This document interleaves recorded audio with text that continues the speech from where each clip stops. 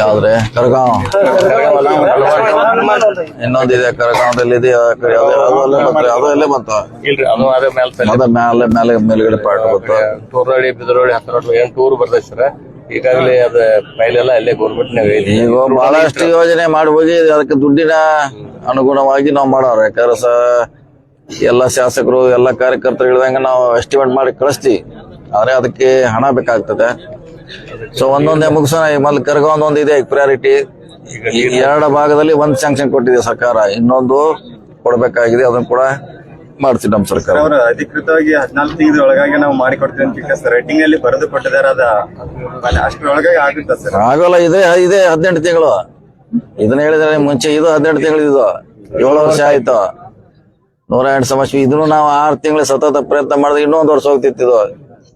ನಾವೇ ಸ್ವಂತ ಬೆಂಗಳೂರಿಂದ ಅವ್ರ KBR ಕರೆಸಿ ಅದನ್ನ ಟೆಸ್ಟ್ ರಿಪೋರ್ಟ್ ತಗೊಂಡು ಹೋಗಿ ಬೈ ಹ್ಯಾಂಡ್ ಕಳಿಸಿ ಬೆಂಗಳೂರಿಗೆ ಪರ್ಮಿಷನ್ ತಗೊಂಡು ಬಹಳಷ್ಟು ಪ್ರಯತ್ನ ಮಾಡಿದೀವಿ. ಕೊನೆಗೆ ಯಾರೋ ಒಬ್ರು ಇಲ್ಲಿ ರೈತ ತಕರಾರು ಮಾಡಿದ, ಅವನ್ನೆಲ್ಲ ಹಿಡಿಬೇಕಾಯ್ತು.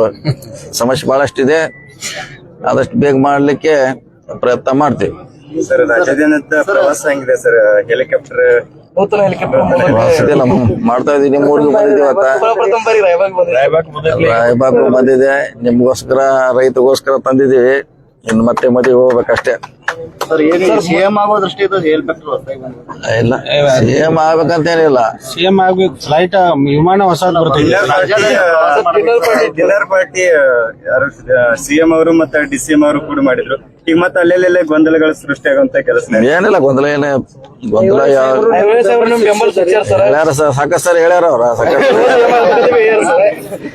ಸಾಕಷ್ಟು ಸರಿ ಅವ್ರು ಹೇಳ್ಯಾರ. ಖಾನಾಪುರ MLA ಹೇಳ್ಯಾರ. ಬಹಳಷ್ಟು BJP JDS MLA ಹೇಳಿದಾರ. ಹೇಳಿದಾರ ಸಾಕಷ್ಟು ಸಾರಿ ಹೇಳಿದಾರ. ಹೇಳಿಲ್ಲ, ಸಾಕಷ್ಟು ಸಾರಿ ಹೇಳಿದ್ದಾರೆ. ಸೊ ಅದಕ್ಕೆ ನೋಡೋಣ, ಕಾಯ್ಬೇಕಷ್ಟೇ ಕಾಲ. 28ಕ್ಕೆ ಮತ್ತೆ ಕಾಂಗ್ರೆಸ್ಗೆ ಸಪೋರ್ಟ್ ಮಾಡುವಂತ ಸಾಧ್ಯತೆ ನೋಡೋಣ. Thank you.